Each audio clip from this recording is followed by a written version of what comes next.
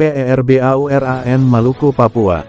Di wilayah Kepala Burung, tempo lalu saya memposting postingan tentang sejarah singkat Pulau Dum, Sorong dan langsung menuai kritik bahkan hujatan. Saya menyimak satu persatu komentar sehingga kemudian saya menyadari masih banyak sekali orang Papua yang buta sejarah tanah Papua. Miris sekali melihat beberapa komentar beserta argumen yang saya nilai sangat dangkal bahkan cacat historis. Agar bisa lebih paham, apakah menjadi paham banyak atau menjadi sedikit paham, saya jelaskan secara singkat demikian. Dalam membahas sejarah kita semua harus membedakan perspektif adat suatu wilayah dan perspektif sejarah suatu wilayah. Contohnya, wilayah Kepala Burung adalah wilayah adat orang Papua, namun, dalam catatan sejarah nenek moyang orang di wilayah Kepala Burung sangat bangga menjadi vasal wilayah bawahan Kesultanan Tidore. Juga ada yang sangat bangga memberi persembahan pada Sultan Ternate, dan dengan sukarela mengakui Sultan Tidore sebagai junjungan atau pemimpin teritorial beberapa tempat di wilayah Kepala Burung, termasuk Pulau Dum. Mengapa wilayah Kepala Burung sampai ke Fak-Fak, sangat dekat dengan wilayah Kesultanan Ternate dan Kesultanan Tidore? Jadi, pada masa itu ada perbauran budaya orang Maluku dengan orang Papua khusus di wilayah itu. Sekali lagi, zaman itu orang-orang asli Papua di wilayah ini sangat bangga menjadi vasal Kesultanan Tidore.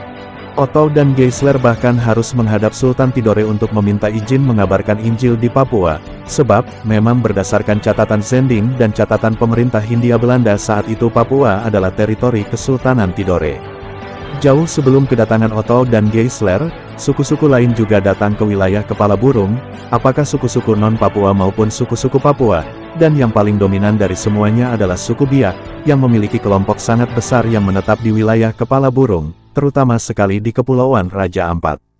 Mereka bisa ada di sana karena terdampar akibat cuaca buruk saat pulang dari kunjungan pada Sultan Ternate dan Tidore, dan sebagian kemudian memilih menetap di sana turun-temurun. Terdampar ini dalam artian positif, bukan negatif. Para pelaut ini terdampar akibat cuaca buruk setelah terombang-ambing di laut. Saat masih terombang-ambing di laut, para pelaut dengan perahu besar mereka lalu melihat daratan, dan berusaha merapatkan perahu mereka di sana. Demikianlah penuturan turun-temurun dari para tua-tua di Raja Ampat. Wajarkah para pelaut ini terdampar? Wajar saja, bahkan para pelaut Spanyol, Portugis, dan Belanda dengan kapal yang lebih besar pun pernah terdampar saat melewati perairan ini.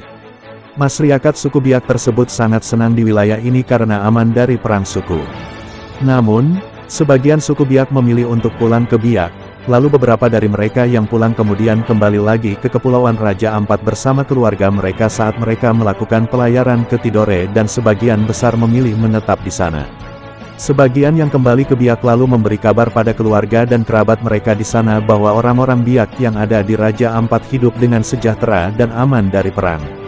Berdasarkan informasi ini maka banyak orang Biak yang berangkat ke Kepulauan Raja Ampat untuk menetap, migrasi suku Biak ke Raja Ampat pun dimulai. Semua itu terjadi jauh sebelum zaman Belanda. Zaman itu juga, wilayah ini memiliki penduduk beragama Islam, dan marga-marga Maluku juga berbaur menjadi marga-marga Papua. Kemudian, ketika Zending datang, keturunan-keturunan Maluku bersama keturunan asli OAP di wilayah Kepala Burung memeluk Kristen sehingga Kristen menjadi agama dominan di wilayah ini. Tapi kita semua tahu kan bahwa di wilayah tertentu ada suku-suku asli yang beragama Islam, itulah bukti perbauran budaya dan sejarah Maluku dan Papua. Selain itu, catatan sejarah pemerintah Belanda juga merekam semua ini dengan jelas. Jadi, kita tidak bisa memaksa persepsi zaman now untuk harus sama dengan kenyataan pada zaman dulu yang sebenarnya ada dalam catatan sejarah, termasuk dalam membahas sejarah tanah Papua. Baca dulu sejarah tanah ini barulah memberikan argumen agar argumennya berbobot dan historis. Setidaknya, belajar lihat peta wilayah. Jika saudara sekalian melihat peta maka akan terlihat jelas letak Ternate dan Tidore yang sangat dekat dengan wilayah Sorong. Kalau tidak mau melihat peta, setidaknya mengingat pengalaman berlayar, atau kalau tidak ada cobalah menyimak pengalaman orang lain. Coba ingat, ada yang berlayar dengan kapal Pelni melalui rute populer yang melewati Sorong Ternate di Tumdes. Jarak Sorong dan Ternate hanya 18 jam paling lama jika kapalnya berjalan sangat pelan. Dekat sekali, apalagi jarak Maluku dengan pulau-pulau Papua di wilayah perbatasan laut antar provinsi, sangat dekat. Saya harap grup yang saya dirikan dan bangun ini bisa menjadi sarana belajar sejarah tanah Papua yang efektif. Budayakan baca dan belajar dulu bukan, katanya ini, katanya itu. Di bawah ini saya sertakan peta agar bisa dilihat di mana letak wilayah Sorong dan letak wilayah Maluku Utara.